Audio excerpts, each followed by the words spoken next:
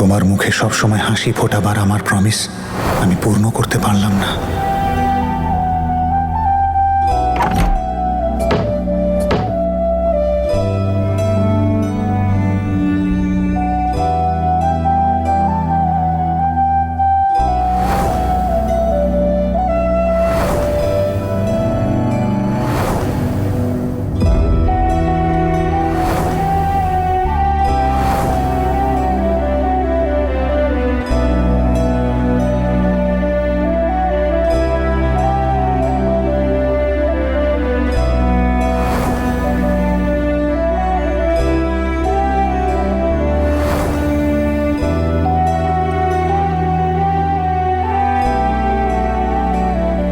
তনু হয়তো আমাকে ক্ষমাও করে দিত, ও হয়তো আমার জীবনে হয়তো বা এই ঘরেও ফিরে আসতো, কিন্তু এখন তো এটা ভাবাও বেকার। জানি না কতটা দীর্ঘ এই শাস্তি হবে, জানি না আমি জেল থেকে ফিরতে পারবো কিনা।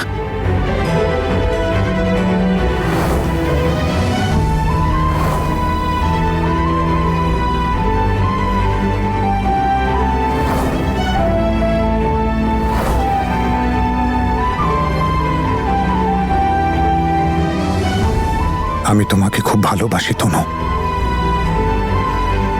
কিন্তু আমি এটা চাই না যে তুমি আমার অপেক্ষায় তোমার জীবন নষ্ট করো। তুমি আমাকে ক্ষমা করেছ, আমার জন্য এইটাই যথেষ্ট।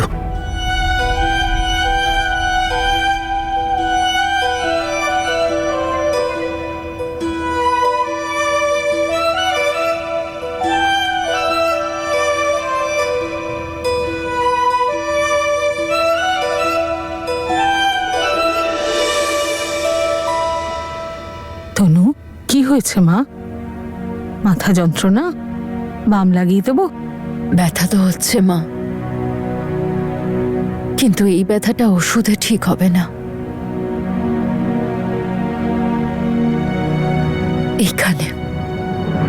এইখানে কষ্ট হচ্ছে। দুঃখ ভাগ করে নিলে কমে যায়। তোর মাকে বল না তোর মনে যা চলছে। বাবা আমাকে বলেছিল না, বীরের থেকে যেন দূরে থাকি, ওকে যেন ক্ষমা না করি। আমি করতে পারিনি, আমি বীরের থেকে দূরে থাকতে পারিনি মা।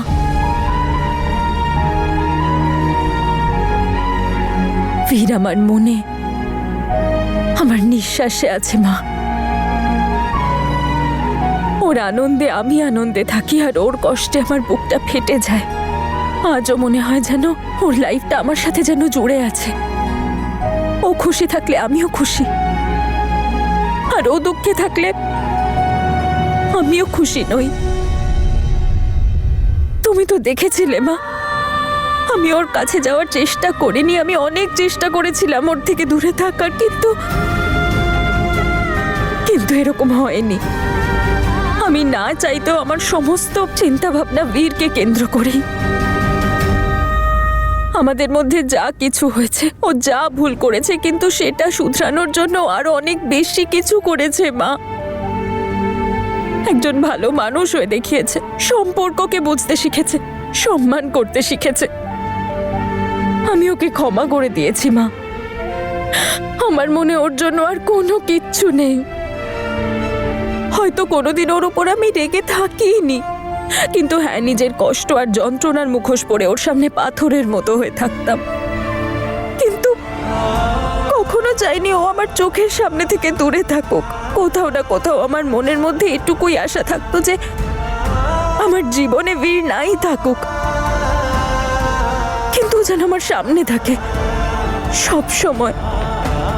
আমি অমৃতের সমস্ত দোষ নিজের কাঁধে নিয়ে নেব। আমি পুলিশকে বলবো যে এই অ্যাক্সিডেন্টটা আমি করেছি। কিন্তু এখন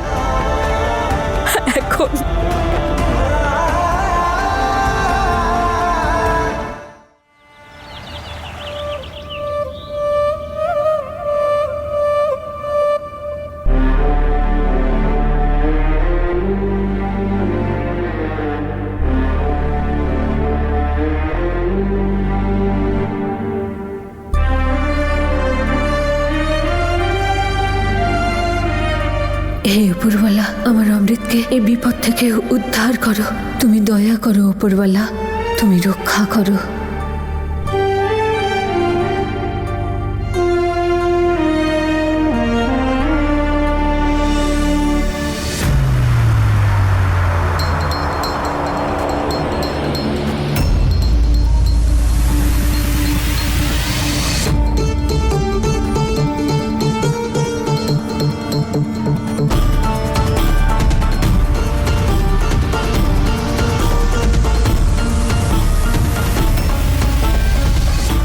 নমস্কার শাশুড়ি। ও সরি সরি, নমস্কার আমার হবু শাশুড়ি মা। কেমন আছেন? কি হয়েছে? আপনি আমাকে এভাবে দেখছেন কেন? আরে আমি কোনো পেতনি নই, আমি আপনাদের জ্যাসমিন, আপনার ছেলের হবু বউ। প্রণাম নেবেন।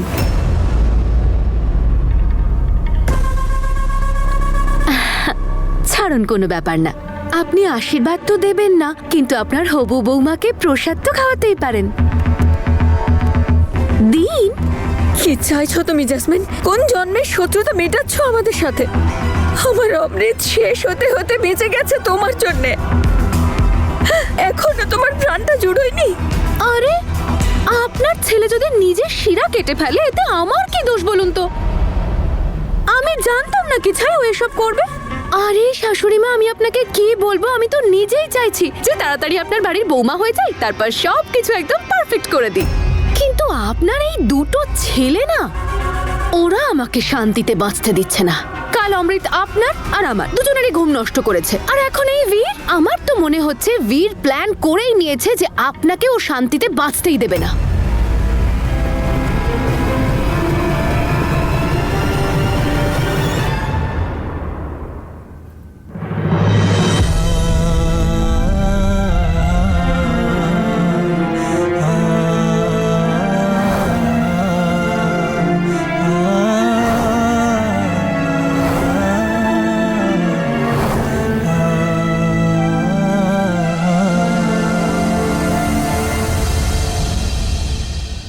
বীর, বীর কি করছো? আরে আপনি নিজেকে সামলান একটু। কি করছেন শাশুড়ি মা? আপনি এখন থেকে এরকম করলে কি করে চলবে বলুন তো? এখনো তো আপনাকে আরো অনেক কিছু দেখতে হবে, কারণ এই মুহূর্তে তো আপনার বীরের, আপনার আশীর্বাদের সব থেকে বেশি প্রয়োজন। দিদি, আমি ওয়াশরুম থেকে আসছি। ঠিক আছে। লেফট লেফট লেফট, আরে আরে দিদি। রাইট। মাহি, অমৃতের এইভাবেই সবসময় খেয়াল রাখিস। এবার দেখ, এখন তুই বড় হয়ে গেছিস, ওর সাথে আর ঝামেলা করিস না। আর মা বাবার খেয়াল রাখিস, কারণ দিদির তো বিয়ে হয়ে যাবে। আমিও সারাদিন কাজে ব্যস্ত থাকি, আর অমৃতকে তো জানিসই, তোকেই খেয়াল রাখতে হবে সবার। তুমি একদম চিন্তা করো না দাদা। আমি আমার চোখের সামনে থেকে 1 মিনিটের জন্য অমৃতকে দূরে যেতে দেব না। Thank you. আচ্ছা, আমাকে লয়ারের কাছে যেতে হবে এই কেসটার ব্যাপারে ডিসকাস করতে। অমৃতকে এটা বলো না প্লিজ, কিচ্ছু নয়। ঠিক আছে। ওকে, ঠিক আছে।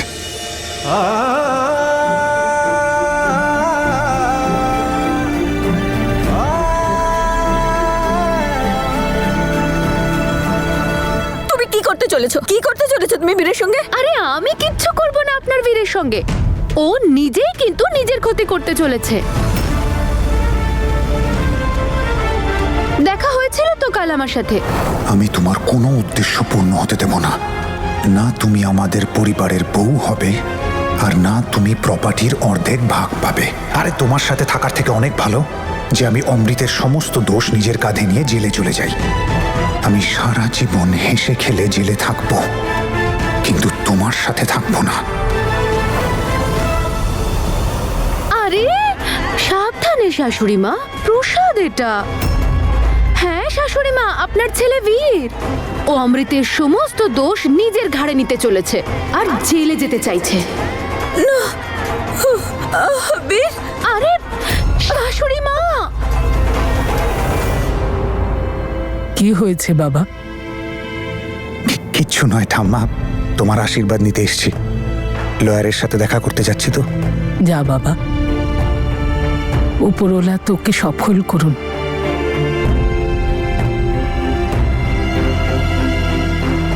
খুব ভালো থাকো বাবা। ওপরওয়ালা তোমার মঙ্গল করুন। না, তুমি মিথ্যে বলছো। আমার মেয়ে এরকম কিছু করতে পারে না। তাহলে যান, বাড়িতে যান আর গিয়ে জিজ্ঞাসা করে নিন আপনার ছেলেকে যে সত্যিটা কি।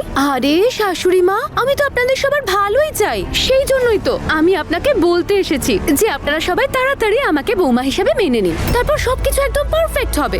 কে জানে কেন আপনার দুটো ছেলেরই দেখছে আর বেঁচে থাকার কোনো ইচ্ছেই নেই। যাই হোক, আর কান্নাকাটি করে কি হবে? এই নিন প্রসাদটা ধরুন, তাড়াতাড়ি বাড়ি যান, গিয়ে আটকান বীরকে, খুব বেশি দেরি হয়ে যাওয়ার আগে। যান শাশুড়ি মা, যান। বীর,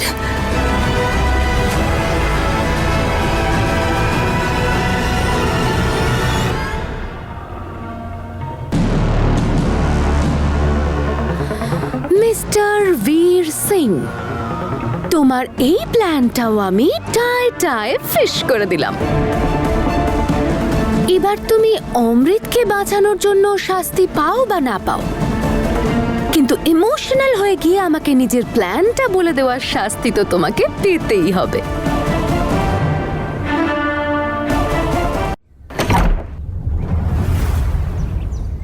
নমস্কার বাবা, ভেতরে এসো। তনু ম্যাডাম কই, ফোন তুলছেন না আমার? হ্যাঁ বাবা, আমিও এক্ষুনি দেখলাম, ফোনটা তো বাড়িতেই ফেলে গেছে, এখন তো কলেজে গেছে। আচ্ছা ঠিক আছে, কলেজে দেখা করে নেবো তাহলে। হ্যাঁ, কোনো দরকার ছিল? না না, জ্যাসমিনের ব্যাপারে এখনই কিছু বলতে পারবো না আমি। প্রথমে তনু ম্যাডামের সঙ্গে কথা বলা উচিত। আরে ওই যে প্রজেক্ট করছিলাম না একসঙ্গে, ওটা নিয়ে তনু ম্যাডামই সামলাচ্ছেন ওটা, কাজেই ওটার ব্যাপারেই কথা বলতাম। ঠিক আছে, আমি কলেজ যাচ্ছি, নো প্রবলেম। আরে বাবা শোনো, কলেজে যাচ্ছ যখন ওর ফোনটাও দিয়ে দিও। হ্যাঁ হ্যাঁ শিওর।